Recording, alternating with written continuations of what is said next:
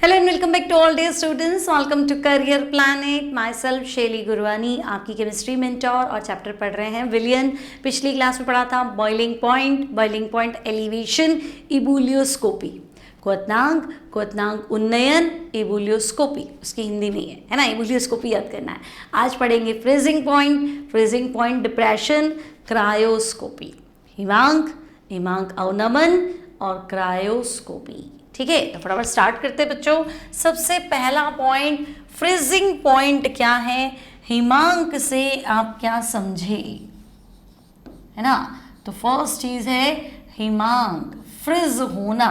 Fridge होने से आप क्या समझते हैं, है ना। कई बार तो अपन भी फ्रिज हो जाते हैं। मान लो पेपर बहुत टफ है ना, ऐसा लग रहा है कि मेडिकल का एग्जाम देने IIT का पेपर है, तो वो एकदम फ्रिज हो जाते हैं, जम जाते हैं।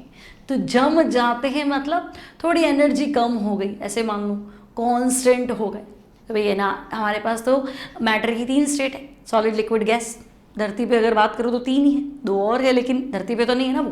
तो हम कहेंगे ठीक है, ठोस द्रव गैस की बात कर रहे हो। तो गैस में तो एनर्जी बहुत ज़्यादा है, गैस अणु तो इधर उधर मर्जी पड़े वहाँ घूम रहे। द्रव में भी एनर्जी, लेकिन लिक्विड थोड़ा शांत भी है, थोड़ा एनर्जेटिक भी। लेकिन ठोस तो बिल्कुल ही शांत है, उसके अणु इधर उधर नहीं घूमते, अपनी जगह पे वाइब्रेट करते हैं, वो अलग चीज़ है। लेकिन रैंडमली इधर उधर मूव नहीं करते। रैंडम तो गैस में होता है ना, यादृच्छिकता, अव्यवस्था, अस्त व्यवस्था, मर्जी बड़े वहाँ जाना है तो वो गैस में। लिक्विड में बीच की स्टेट है, और सॉलिड जो बिल्कुल ही शांत है। अब हम कह रहे फ्रिज हो गया, मतलब उसकी तो एनर्जी खत्म हो गई। तो अगर किसी इंसान की एनर्जी खत्म हो जाती है तो वो शांत बैठ जाता है, इधर उधर भागता थोड़ा ना, एनर्जी है तो भागेगा ना, एनर्जी नहीं तो शांत बैठ जाएगा। तो अगर मैं कहूँ कि ये चीज़ फ्रिज हो गई, मतलब इसकी एनर्जी, है ना, इसके अस्त व्यवस्था, इसके कणों की अव्यवस्था जो है वो ठोस के बराबर होगी। और अगर वेपर प्रेशर के रिस्पेक्ट में बोलो वे अस्त व्यवस्था ज़्यादा है, तो द्रव तो क्या करेगा, वाष्प बना के उड़ जाएगा। और ठोस कहेगा मैं तो नहीं बना रहा वाष्प, मैं तो बैठा हूँ शांति से। हर कोई ठोस तो वाष्पशील नहीं होता। तो हम कहेंगे, तो अगर किसी द्रव का वाष्प दाब ठोस के वाष्प दाब के बराबर हो जाए तो हम कहेंगे कि अच्छा, अब वो बिल्कुल जो है वो सॉलिड के बराबर आ गया है, उसकी तरह होने लग गया है, फ्रोजन स्टेट में आ गया है, जमने लग गया है तो लिक्विड पर जम गया है, तो हम बोलेंगे फ्रीजिंग पॉइंट। यही बात समझ में। तो आपको बताना है हिमांक क्या है। तो भाई हिमांक एक टेम्परेचर है। अब ठंडा करो तो भी तो टेम्परेचर है ना बेटा, आपको लगेगा फ्रीज करूँगा तो ठंडा करना पड़ रहा है ना, तो ठंडा करना भी तो टेम्परेचर है। 0 के नीचे जाओगे तब भी तो टेम्परेचर है। तो हम कहेंगे बात तो ठीक है। तो बच्चे वह ताप, वो टेम्परेचर जिस पर किसी द्रव का वाष्प दाब, वो टेम्परेचर जिस पे किसी लिक्विड का वेपर प्रेशर, किसी द्रव का वाष्प दाब ठोस के वाष्प दाब के बराबर होता है। ठीक है भाई, द्रव का वाष्प दाब ठोस के वाष्प दाब के बराबर होता है। क्लियर। वो टेम्परेचर जिस पे किसी लिक्विड का वेपर प्रेशर, द्रव का वाष्प दाब ठोस के वाष्प दाब के बराबर होता है, उसे हम बोलेंगे हिमांक, फ्रीजिंग पॉइंट, हिमांक कहलाता है। ठीक है, चलो, है ना। इसका मतलब तो मैं कहूँ कि जब द्रव और ठोस क्या आ जाए, साम्य अवस्था में आ जाए, है ना। और द्रव और ठोस साम्य अवस्था में कब आएंगे, जब इन दोनों के वाष्प दाब क्या हो जाएंगे, बराबर हो जाएंगे। इन दोनों के वाष्प दाब समान हो जाएंगे, इक्वल हो जाएंगे, तो उस टेम्परेचर को तुम फ्रीजिंग पॉइंट कह सकते हो। ठीक है भाई, बोल देंगे हम, क्या ही फर्क पड़ेगा। अब हम तो हर बार वही बात करते हैं कि हमने अवाष्पशील विद्युत अनवगट्य मिलाया, आप तुम दिमाग लगाओ। तो हम कहेंगे अगर मैं अवाष्पशील विद्युत अनवगट्य मिला दूं तो वाष्प दाब डाउन हो जाएगा। बिल्कुल, वाष्प दाब में कमी आएगी ना, तो फ्रीजिंग पॉइंट और डाउन हो जाएगा। अब हर बार क्या होता है, आपको लगता है कि भाई ठोस है तो फ्रीजिंग पॉइंट 0 कर दो, अब देखो 0 के तो नज़दीक जा रहे हो। तो ऐसा नहीं है, इसको ऐसे नहीं समझते हैं, इसको थोड़ा और तरीके से समझो। देखो, मान लो मेरे पास है ना शुद्ध द्रव है, शुद्ध विलायक है, मान लो पानी है। तो तुम कहोगे पानी है तो इसके अणु तो थोड़ी बहुत यादृच्छिकता तो होगी, कुछ ऐसा मान लेती हूँ मैं, ऐसे। ठीक है, ये शुद्ध विलायक है। और मैं चाहती हूँ कि इसको फ्रिज करो, है ना, इसको जमा दो, फ्रिज कर दो, मतलब जमा दो, हिमांक पे लिया हो, है ना, फ्रिज कर दो, क्या बोलते हैं, हिम बिंदु लिया हो, इसका फ्रोजन स्टेट में लिया हो, ठीक है। तो तुम कहोगे कूलिंग कर दो, कुल मिला के बर्फ जमाते नहीं, बर्फ तो जमी होती, पानी जमाते, इसको जमाओ, तो तुमको कूलिंग करनी है कुल मिला के। और कूलिंग करेंगे ना तो इसकी ऊर्जा छीननी है मुझे, है ना, ये बहुत ज़्यादा इधर उधर भटक रहे हैं, मुझे कुल मिला के इनकी ऊर्जा छीननी। ऊर्जा कैसे छीनूं? अगर भाई गैस है, तुमने एक फॉर्मूला पढ़ा ना केटीजी में, kinetic energy equals to 3/2 RT। ताप बढ़ा ऊर्जा बढ़ेगी, ताप बढ़ा ऊर्जा बढ़ेगी, इसका मतलब ताप घटा ऊर्जा घटेगी, ताप और घटा ऊर्जा घटेगी, ताप बिल्कुल ही कम कर दो, मिनिमम कर दो, तो ऊर्जा भी मिनिमम हो जाएगी। तो मिनिमम ऊर्जा हो जाएगी तो फिर ठीक है, शांति है, और शांति को ही तो हम बोलते हैं जम गया, फ्रिज हो गया। तो मुझे इसकी ऊर्जा कम करनी है। तो तुम्हें पता है ताप बढ़ाओ तो ऊर्जा बढ़ती है, ताप घटाओ तो ऊर्जा घटती है ना, इधर उधर घूमना क्या है, काइनेटिक एनर्जी तो है। तो तुमने कहा कूलिंग कर देते हैं, ठीक है। अब मान लो अगर ये जल है बेटा, शुद्ध विलायक, माना अगर ये जल है, तो तुम कहोगे कि जल है ना, तो 0 डिग्री लियो, 0 डिग्री पे इसको क्या करते हैं, इसकी सारी ऊर्जा खत्म कर देंगे, इसको ठोस में बदल देंगे। तो बेटा ठोस में बदल देंगे मतलब अब ये थोड़ा पैक तो हो जाए। क्रिस्टल है तो क्रिस्टल रहेगा, नहीं है तो कोई बात नहीं, जम तो जाएगा, अणु पास पास में तो आ जाएंगे, अव्यवस्था तो खत्म हुई कम से कम। तो हम कहेंगे हाँ अव्यवस्था तो खत्म हो जाएगी, थोड़ा पैक हो जाएगा, ठीक है। तो ये फ्रोजन सॉल्वेंट है। फ्रोजन मतलब समझे, जमा हुआ, फ्रोजन सॉल्वेंट। हिंदी में लिखे ना तो ऐसे लिखो हिम शीत विलायक, मतलब किसी विलायक को इतना ठंडा कर दिया कि वो बर्फ ही बन गया। तो पानी है तो बर्फ ही, लेकिन हिम शीत विलायक, फ्रोजन सॉल्वेंट। अब तुम कह रहे हो कि नहीं, हम तो शुरू से ही पढ़ते आए कि हमारे पास तो विलायक था और ये तो इधर उधर घूम रहा था, हम इसमें अवाष्पशील विद्युत अनअपघट्य मिलाएंगे। मान लो मैं नमक मिला दिया या ग्लूकोज मिला दिया, तो अब मेरे पास क्या है, अवाष्पशील विलेय युक्त। अब विद्युत अनअपघट्य और अपघट्य का रीजन मैंने तुम्हें सिखा दिया था, है ना। बाकी फिलहाल मुझे ऐसी चीज मिलानी है जो खुद तो वाष्प नहीं बनाती, जिसका वाष्प दाबी 0 है, मान लो अवाष्पशील विलेय, है ना। मैंने ठोस मिला दी, पानी में शक्कर मिला दी। अब बोलो, अब मैं कह रही हूँ इसको भी जमाओ, तो पानी जमाओ, चाहे शुगर वाला पानी जमाओ, कूलिंग तो करनी पड़ेगी,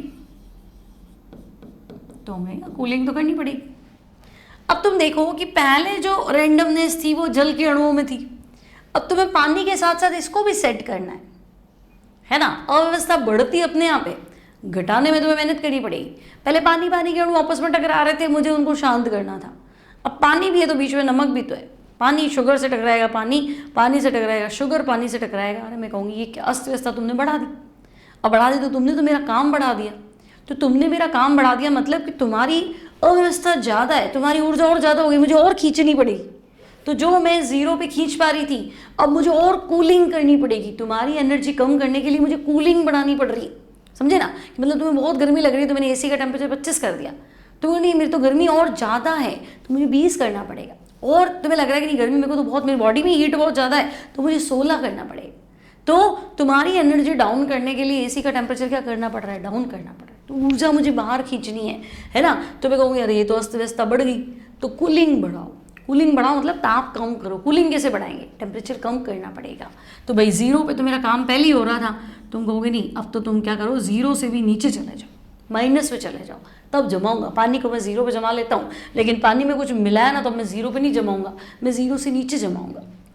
तो मैं चलो जमाओ तो सही, है ना। तो पहले बच्चे ये चीज़ थी, सिर्फ पानी जमाना था, तो ये व्यवस्था तो 0 पे हो जाती थी। लेकिन बीच में अब इसको जमाना नहीं है, जमा है तो ठोस है। पानी में शुगर घोल दिया तो ठोस ही, उसको क्या जमाएंगे। लेकिन वो रैंडमनेस बढ़ाएगा, उसके चक्कर में इनकी व्यवस्था जो है ना वो बिगड़ जाती है।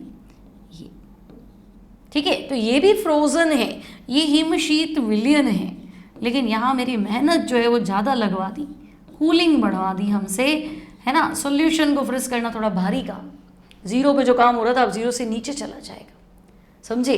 तो देखो पहले 0 था, 0 से नीचे है, यानी विलयन को ठंडा करने में, विलयन को फ्रिज करने में, विलयन को हिमशीत करने में कूलिंग बढ़ानी पड़ती है, ताप में एक और कमी लानी पड़ती है, तो फ्रीजिंग पॉइंट नीचे जाएगा। आई बात समझ में? माउंट आबू में 0 हो गया है ना, तो कहीं कहीं तो माइनस हो गया, तो माइनस हो गया मतलब कूलिंग और ज़्यादा हो गई ऑब्वियसली। जहाँ 0 है वो तुम सहन भी कर लो, सियाचिन में -17 है, तो हम कहेंगे यार इतनी कूलिंग कैसे सहन करेंगे। तो फ्रीजिंग पॉइंट कम होना मतलब कूलिंग ज़्यादा होना। कूलिंग ज़्यादा हो गई तो यहाँ कूलिंग ज़्यादा चाहिए, यहाँ कूलिंग कम चाहिए। अब मेरे हिसाब से तुम्हारा कॉन्सेप्ट क्लियर है, क्योंकि आधे तो इसमें उलझे हुए हैं कि फ्रीजिंग पॉइंट कम हो गया, फ्रीजिंग पॉइंट कम हो गया, अच्छा तो जल्दी जम जाए। जल्दी कैसे जम जाएगा? फ्रीजिंग पॉइंट कम हो गया, जो 0 पे चल रहा था ना वो नीचे चला गया, तो मेहनत ज़्यादा हो गई, कूलिंग बढ़ानी पड़ेगी। ठीक है, अब इस बात को पढ़ते हैं। देखो, तो जब किसी शुद्ध विलायक में अवाष्पशील और विद्युत अनअवघटीय विलेय को अगर मिलाते हैं तो क्या होता है, तो हम कहेंगे कि वाष्प दाब में कमी आती है। अब वाष्प दाब में कमी आई वो तो एक बात थी, अब हम पढ़ेंगे कि भाई नहीं, हिमांक में भी क्या आएगी? कमी आएगी। और हिमांक में आई यह कमी क्या है? हिमांक अवनमन। अब इसको एनसीईआरटी के ग्राफ से समझाती हूँ। देखो, एनसीईआरटी आपको हमेशा वाष्प दाब और ताप के बीच में ग्राफ देता है ना। तो पहला ग्राफ जो है वो मैंने लिया विलायक का, लेकिन पहला मैं ले लेती हूँ हिमशीत। हिमशीत मतलब देखो, इस टेम्परेचर पे है ना सॉल्यूशन फ्रीज हो चुका है। फ्रीज हो चुका है मतलब बर्फ बन गई है इस टेम्परेचर पे। ठीक है, तो ये है हिमशीत विलायक, फ्रोजन सॉल्वेंट, हिमशीत विलायक। ठीक है, तो आपको लगेगा एक टेम्परेचर ही देते ना, तो भाई अगर मैं कहूँ कि 0 पे बर्फ जम गई, अब तुम -1 लाओ, -2 लाओ, तो मेरे क्या फर्क पड़ रहा है, बर्फ तो जमी भी है ना। तो ये मेरा इस पॉइंट को तुम टच कर लोगे तो जम जाएगी बर्फ, और नीचे जाओगे तो मेरे क्या फर्क पड़ रहा है, तो जमी भी थी। ठीक है, अब तुम्हारे पास अपने ग्राफिक्स है विलायक और विलयन का। ये विलायक का होता है, ये विलयन का होता है। तो हम हाँ, हमने तो पढ़ रखा है, विलायक का वाष्प दाब ज़्यादा होता है और विलयन का वाष्प दाब कम होता है। और हम आपको सिर्फ ये कह रहे हैं कि आप इस पॉइंट को टच कर लो, इस पॉइंट को टच करते ही क्या हो जाएगा? फ्रीज हो जाएगा, है ना। और इसके नीचे जाओगे तो हमारे को फर्क पड़ना नहीं। अब देखो, ये विलायक है, ये इसको टच करेगा यहाँ, है ना। तो इसका वाष्प दाब कम करना है ना, तुम कह रहे हो कि जमाओ। पिछली बार तो क्या पढ़ाया था कि उबालो, उबालो तो वाष्प दाब बढ़ाओ तो आगे जाते, है ना। इस बार मैं कह रही हूँ नहीं, जमाओ तो वाष्प दाब बढ़ाते नहीं, घटाओ। इस टेम्परेचर पर टच करना है तो वाष्प दाब घटते घटते घटते घटते यहाँ आएगा, यहाँ फ्रीज हो जाएगा। तो इस बार ग्राफ पीछे की साइड पढ़ो, पढ़ना आना चाहिए। पिछली बार आगे पढ़ रहे थे क्योंकि बॉइल करना था, वाष्प दाब बढ़ाना था। इस बार पीछे की साइड क्यों पढ़ रहे? क्योंकि वाष्प दाब घटाना है, फ्रीज करना है, तो नीचे उतरो। ठीक है भाई, नीचे उतर जाएंगे।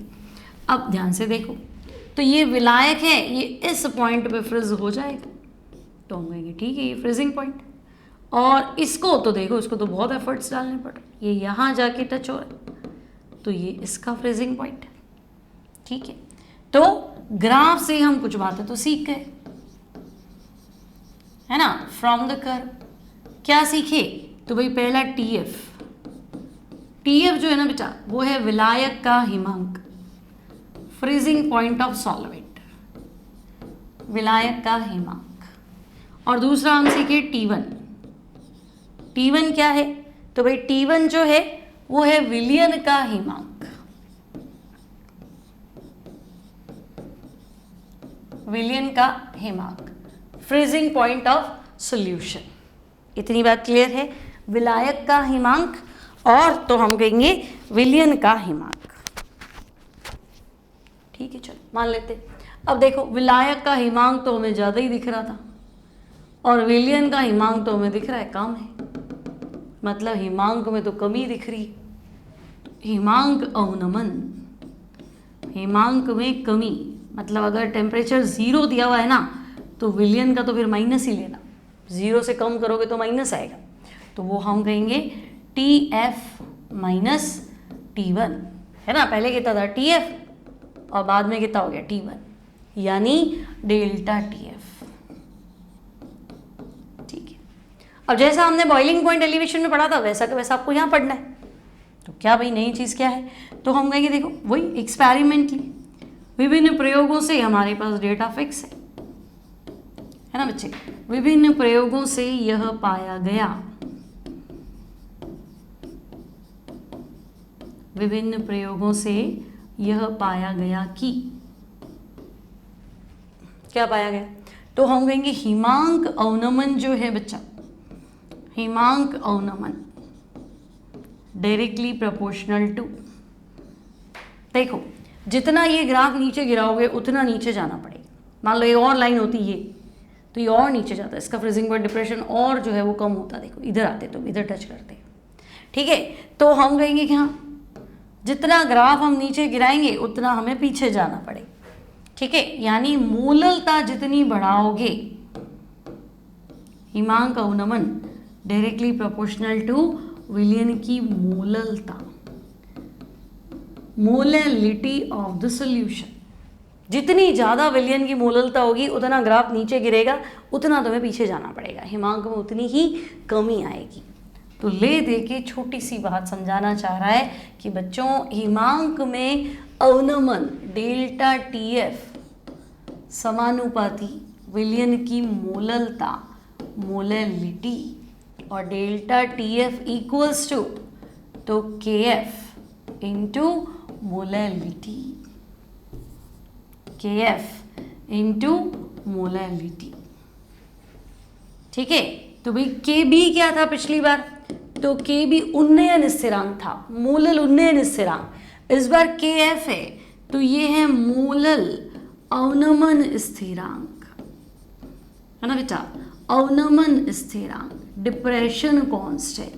पिछली बार उसको तुमने बोला था इबुलियोस्कोपिक कांस्टेंट, तो अभी इसको पढ़ना है क्रायोस्कोपिक कांस्टेंट, ठीक है।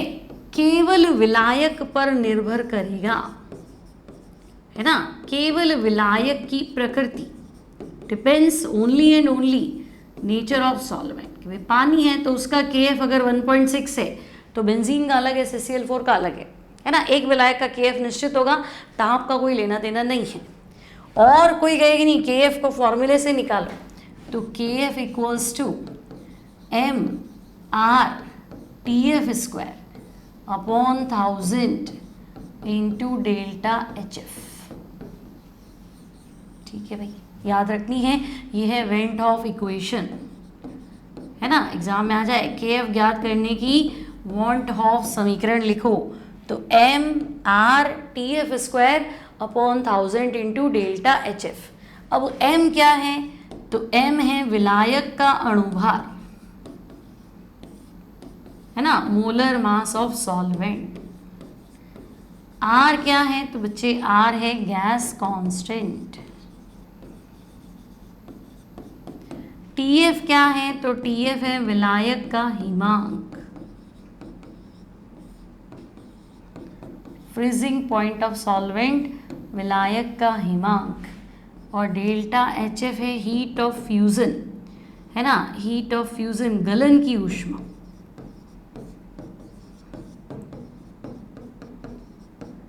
ठीक है, तो भाई अगर मुझे पर्टिकुलर कोई सॉल्वेंट में पानी का हिमांक अवनमन स्थिरांक कितना है ना, मोलल अवनमन स्थिरांक कितना है, ठीक है, तो भाई मतलब पानी का फ्रीजिंग पॉइंट तो 0 है। अब 0 के हिसाब से इसमें कितनी कमी आएगी, तो हम कहेंगे ठीक है, कमी कितनी आएगी वो हम बता देंगे मोललता से, लेकिन 0 के रिस्पेक्ट में बताना है ना, तो आपको ई फॉर्मूला यूज़ करना है कि फ्रीजिंग पॉइंट इसका 273 कैल्विन है, 0 करोगे तो फिर 0 हो जाएगा, तो कैल्विन में लेना 273 है और गलन की ऊष्मा इतनी है ना, उससे आपका आंसर बनेगा। ठीक है, अब देखो ये जो फॉर्मूला मैंने तुम्हें सिखाया अभी वाला डेल्टा TF इक्वल्स टू, तो हम कहेंगे ये KF इंटू मोललता, है ना, डेल्टा TF इक्वल्स टू क्या था, तो हम कहेंगे KF इंटू मोललता। अब आपको याद है कि मोललता जो है बच्चे, मोललता का फॉर्मूला तो हमें याद है ना, मोललता क्या होती है, विलेय का भार बट्टा विलेय का अणुभार इंटू 1000 अपॉन विलायक का भार ग्राम्स में, W सॉल्वेंट और किस में होना चाहिए, ग्राम्स में। तो अगर यही फॉर्मूला मैं यहाँ डाल दूँ तो मेरे पास नया फॉर्मूला आ गया, डेल्टा TF इक्वल्स टू, तो हम कहेंगे 1000 into KF into small w upon capital W small है। क्या भाई, delta TF equals to 1000 into KF into small w upon capital W small है। लेकिन बेटा ये सब फॉर्मूले, ये वाला फॉर्मूला कब काम में लगना है, जब अवाष्पशील विद्युदान अपघट्य हो, मतलब तुम 1 मोल घोलते हो तो 1 मोल ही, है ना। यदि, तो हम कहेंगे फिर कंडीशन तो वही है कि अगर हमारे विलेय का यदि विलय का वियोजन या संगुणन हो जाए, वो आयंस में टूट जाए यानी वियोजन, फिर आयंस में ना टूटे मान लो तो संगुणन।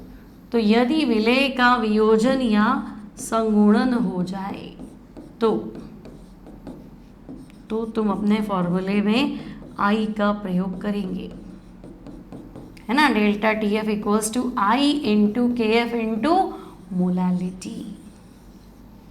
क्लियर है, कोई डाउट नहीं, है ना। अब देखो हमने बॉइलिंग पॉइंट एलिवेशन भी पढ़ लिया, हमने फ्रीजिंग पॉइंट डिप्रेशन भी पढ़ ली। देखो हमारा फॉर्मूला ये था पिछली बार बॉइलिंग पॉइंट एलिवेशन का, delta T B equals to 1000 into K B into small W upon capital W small है। और दूसरा फॉर्मूला हमारा ये था delta T F equals to 1000 into K F into small W upon capital W small है। और मैं कहूँगी नहीं इन दोनों को डिवाइड ही कर दूँ तो सब चीज़ें तो कट गई, खाली के बी और के एफ को छोड़ दूँ, है ना। तो मैं अपना एक नया फॉर्मूला यूज़ करूँगी भाई, delta T B upon delta T F equals to K B upon K F. ठीक है, delta T B upon delta T F equals to K B upon K F. अब एक सवाल और आता है कि भाई के बी और के एफ का मात्रक ही बता दो, है ना। यूनिट ऑफ के बी एंड के एफ तो सेम ही रहेगी, मात्रक क्या, वो बॉइलिंग है और वो फ्रीजिंग है तो दोनों टेम्परेचर ना। क्वथनांक में वृद्धि मतलब ताप में वृद्धि ना, और हिमांक में कमी मतलब भी ताप में ही तो कमी, तो बाकी तो सब सेम है, मोललता तो सेम ही रहेगी, है ना। तो इसका मात्रक होगा किलो केल्विन मोल इनवर्स। के बी और के एफ का मात्रक क्या होगा, किलो केल्विन मोल इनवर्स। और तो भाई के बी हो या के एफ हो, इसका मान केवल विलायक की प्रकृति पर निर्भर करता है। एक लिक्विड के लिए के बी और के एफ का वैल्यू जो हमने फॉर्मूले से निकाला वो फिक्स हो गया, वो चेंज नहीं होगा, है ना। विलायक की प्रकृति पर निर्भर करता है।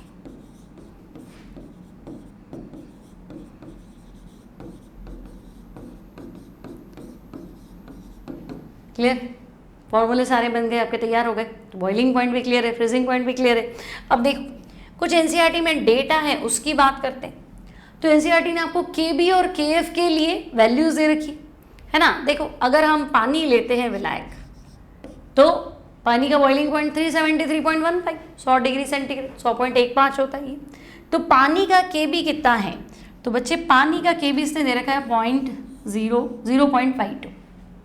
ठीक है, पानी का फ्रीजिंग पॉइंट 0 डिग्री सेंटीग्रेड, पानी का के एफ कितना है 1.86।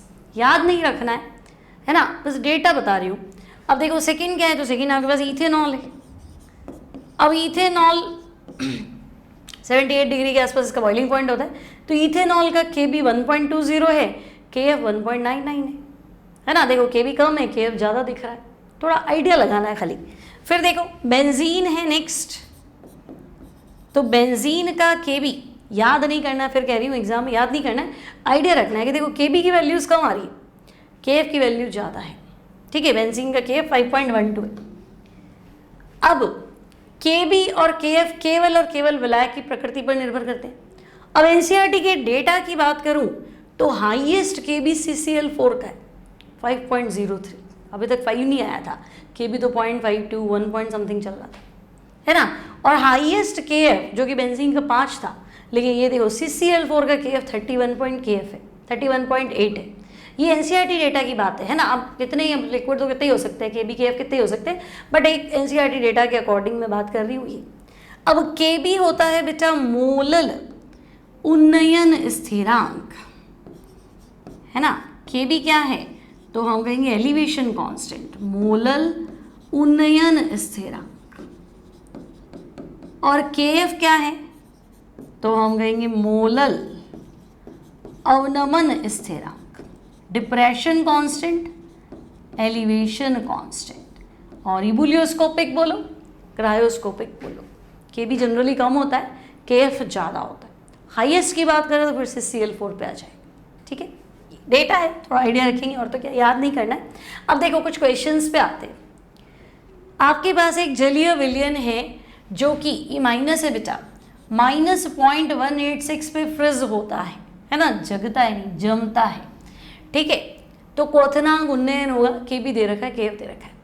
अब देखो जलीय विलयन -0.186 पे जमता है, तो जल तो 0 डिग्री सेंटीग्रेड पे जमता है ना, और ये कितने पे जम रहा है, माइनस का 0.186, तो कमी तो 0.186 की आई ना, चाहे सेंटीग्रेड हो चाहे केल्विन, कमी तो इतनी आएगी। पानी कितने पे जमता है, 0 पे, है ना। अब कमी कितने की आई, तो माइनस कर दो, कितने पे जम रहा है, माइनस का 0.186, तो कमी कितने की आई, 0.186। के बी के एफ दोनों है, तो मैंने तुम्हें एक फॉर्मूला सिखाया था ना, delta T B upon delta T F equals to K B upon K F. तो क्वथनांक उन्नयन पूछा है, ठीक है भाई, डेल्टा टी बी पूछा है, के बी कितना है 0.512, है ना, के एफ कितना है 0.186, ठीक है, सॉरी के एफ कितना है 1.86 है, सॉरी 1.86, और डेल्टा टी एफ कितना है 0.186, ठीक है। तो पहले आप ये पॉइंट तो उड़ा ही दो, है ना, 1 0 आपका, के एफ तो 1.86 है ना, ठीक है, चलो 1 0 आपका नीचे आ रहा है, ओके, 3 और नीचे आ रहे हैं, है ना। तो मेरे पास जो आंसर आ रहा है 186 कैंसिल कर दूं, तो मेरे पास आंसर आ रहा है 0.0512, है ना, 512/10,000, तो 0.0512, यानी ध्यान से करना इसको, तो आंसर हो जाएगा ऑप्शन 4, समझे ना, 512/10,000 है। नेक्स्ट में आओ, नेक्स्ट देखो, 1 ग्राम विद्युत अनपघटीय 50 ग्राम बेंजीन में घोला, हिमांक अवनमन 0.40, अवनमन स्थिरांक 5.12, तो अणुभार निकालो। तो हम कहेंगे ठीक है, सिंपल ही है ना। क्या करें, सबसे पहले देखो स्मॉल डब्ल्यू 1 ग्राम, कैपिटल डब्ल्यू कितने में घोला 50 ग्राम, हिमांक अवनमन क्या होता है डेल्टा टी एफ, तो 0.40, ठीक है। मोलल अवनमन स्थिरांक K F 5.12 kilo kelvin mole inverse, है ना, और अणुभार स्मॉल एम, ठीक है भाई। क्या करें अब, तो विद्युत अनपघटीय है बेटा, अब विद्युत अनपघटीय मतलब आयंस तो बनाएगा नहीं, तो आई की वैल्यू 1 कर दो, जो आपका formula as it is use करो। तो आपका फॉर्मूला तो कुछ ऐसा है, देखो delta T F equals to अवनमन है ना 1000 into K F into small W upon capital W small M.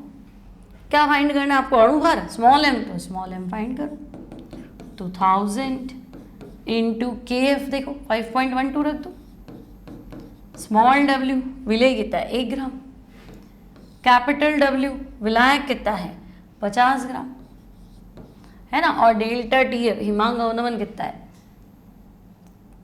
के एफ है क्या 5.12, हाँ, हिमांक अवनमन कितना है 0.40, तो 0.40 रख लो, ठीक। अब पॉइंट उड़ा दो, 2 0 ये हो गए, है ना। अब आप क्या करो, 1 2 तो उड़ाओ, 5 चौक 20, 20 पंजे 100, ठीक है, 0.20 और उड़ा दो, तो 1 तो फिर ये गया, तो 512 का 5 गुना, तो 512 का 5 गुना 25 और 12 पानियाँ 250 और 12 पंजे कितना होता है 60 होता है ना,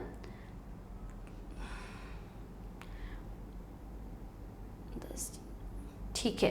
तो ये है 2560, 12 पानियाँ 60 है ना, हाँ, और 25 डिवाइड बाय 10, ठीक है। तो 2560 डिवाइड बाय 10, तो 256, हाँ ये ना, ये रहा आंसर हो जाएगा आपका 256 ग्राम पर मोल, ठीक है। आगे देखो नेक्स्ट क्वेश्चन, NaCl के जलीय विलयन हिमांक की साम्य अवस्था पर इनमें से कौन सा साम्य पाया जाएगा। अब NaCl का जलीय विलयन मतलब पानी है और नमक है, तो हिमांक फ्रीजिंग पॉइंट पे क्या होता है, तो हम कहेंगे कि पानी द्रव और पानी बर्फ दोनों के बीच में साम्य अवस्था है। अब नमक का तो क्या है, नमक तो पानी द्रव में भी होगा और नमक पानी ठोस में भी होगा, उसमें थोड़ा साम्य अवस्था हो, तो बीच बीच में परेशान करने के लिए आया था, डायग्राम बनाया था ना हमने। तो हम कहेंगे साम्य अवस्था तो खाली विलायक द्रव और विलायक ठोस में होगी। विलेय का हमारे क्या लेना देना, ठीक है। तो जहाँ जहाँ विलेय है वो सब तो उड़ा दो। तो फिर एक ही ऑप्शन है जहाँ विलायक है, तो बेटा फ्रिज किसको करेंगे, पानी को फ्रिज करेंगे ना, नमक को थोड़ा ना फ्रिज करेंगे। तो फ्रीजिंग पॉइंट क्या होगा, जब ठोस और द्रव में साम्य अवस्था है, मतलब ठोस उसी द्रव को ठोस बनाया है, ठोस कोई बाहर से मिला है वो उसकी बात नहीं कर रहा है, फ्रिज की बात कर रहा है, मतलब पानी द्रव और पानी बर्फ इसके बीच में साम्य अवस्था, ठीक है। नेक्स्ट क्वेश्चन देखते हैं। HCl कॉपर सल्फेट और 0.1 m जलीय विलयन के हिमांक अवनमन का अनुपात होगा। अब देखो बेटा HCl तो ये 2 आयन देगा, H प्लस Cl माइनस, तो इसके वेंट ऑफ फैक्टर की वैल्यू होगी 2, मतलब 2 आयन देगा। आप 1 मोल सोच रहे हो पर 1 मोल नहीं है, 2 मोल है। कॉपर सल्फेट तो ये भी 2 आयन देगा, एक तो कॉपर प्लस 2 और एक सल्फेट माइनस 2, तो इसका वेंट ऑफ फैक्टर भी 2 है। और K2SO4, तो K2SO4 अगर टूटेगा ना बच्चे तो 2 पोटेशियम और 1 सल्फेट, तो इसके आयन्स आपके 3 हैं, तो 2 2 3, ठीक है। अब हिमांक अवनमन तो देखो delta TF equals to I into KF into molality, तो बाकी सब चीज़ें तो सेम रहेंगी। मोलालिटी तो तीनों की 0.1 है, KF तो तीनों का जलीय विलयन है, KF भी सेम है, मतलब तो अगर I बढ़ेगा तो हिमांक अवनमन बढ़ेगा, ठीक है। तो कैसे बढ़ेगा, तो पहले का आंसर 2 दुगना होगा, दूसरे का हिमांक अवनमन भी दुगना होगा और तीसरे का 3 गुना होगा, तो 2 2 3 नहीं तो 1 1 और 1.5, तो आंसर है 1 1 1.5 यानी ऑप्शन 3। क्लियर है, आगे बढ़ते हैं। नेक्स्ट देखो, जब मर्क्यूरस आयोडाइड को जलीय Ki विलयन में डाला जाता है, अब ध्यान से देखो जल तो पहले ही है, Ki डाला तो वेंट ऑफ फैक्टर 2 हो गया है ना, तो फ्रीजिंग पॉइंट तो डाउन जाएगा ही जाएगा।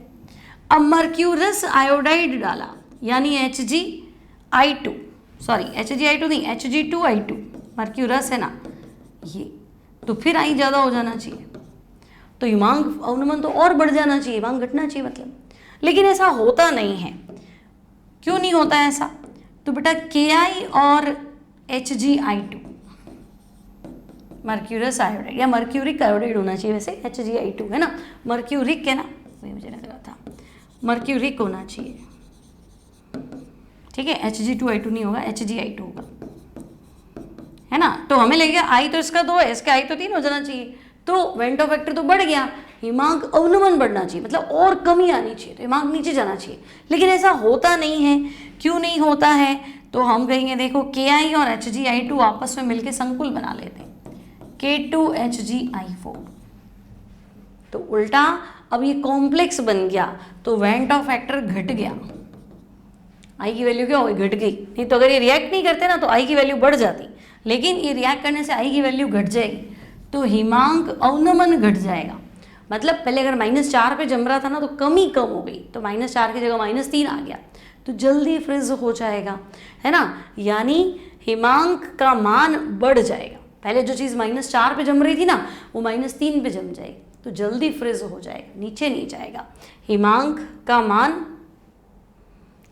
फ्रीजिंग पॉइंट इज रेज्ड हो जाएगा, हाँ बढ़ जाएगा, फ्रीजिंग पॉइंट बढ़ जाएगा। फ्रीज मतलब पहले अगर -3 पे फ्रीज हो रहा था तो अब -2 पे फ्रीज होगा, ऐसे मान लो, ठीक है ना। ये लैंग्वेज का टंटा है, फ्रीजिंग पॉइंट में कमी, हाँ ठीक है। हिमांक अवनमन घटेगा तो हिमांक बढ़ जाएगा, ओके चलो ठीक है। तो यहाँ खत्म आपका बॉइलिंग पॉइंट, यहाँ खत्म आपका फ्रीजिंग पॉइंट, ठीक है।